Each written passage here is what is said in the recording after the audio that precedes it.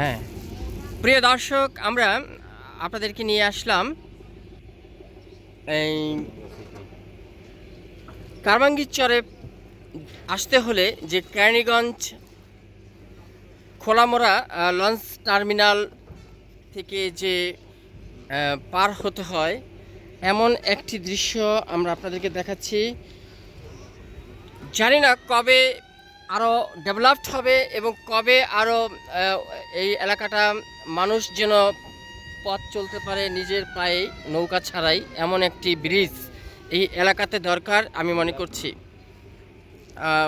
তোমার নাম কি? নীরব।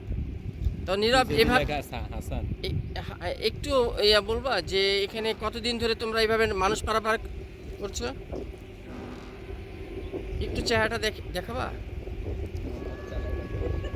নৌকা চালান লাগবে না, তুমি এমনি বলো। এই যে নীরব দেখছেন ভাই, এই যে নীরব দেখছেন এই মোটরসাইকেলটা পার করতেছে। আচ্ছা, এই যে আপনার সাথে কথা বলছি, এটা তো আপনারই নাকি? আপনার নাম কি? শহীদুল ব্যাপারী। তো কতদিন ধরে কাজ করছেন এই নৌকা পারাপারের? আমি 2008 সালেতে। 2008 সাল?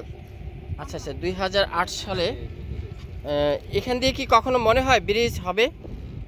হয়তো এমপি সাহেবেরা করবো, এনে তো। এমপি সাহেবের নাম কি? আমানুল্লাহ আমান সাহেব। প্রিয় দর্শক, আমানুল্লাহ আমান সাহেব অত্র এলাকার এমপি, ঢাকা কেরানীগঞ্জ আসন নাম্বার কত? 3, 2 আসনের এমপি আমানুল্লাহ আমান সাহেব এই এলাকার কারমাঙ্গীর চর নিয়ে এই যে বিশাল এক নদী। চর 2 আসনে পড়ে না, এটা পড়ছে 7 আসনে।